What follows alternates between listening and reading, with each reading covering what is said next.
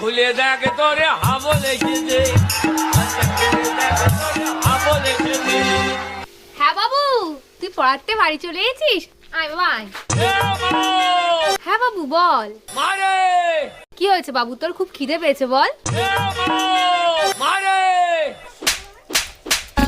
এ মা মারে, এটা ছাড়া অন্য কিছু বলার থাকলে বল। এই তোর এ মা এবার ছাড়া অন্য কিছু বলার থাকলে বল। ওমা জানা আজকে কি হয়েছে? কি হয়েছে বাবা? আজকে আমি পড়তে গেছিলাম।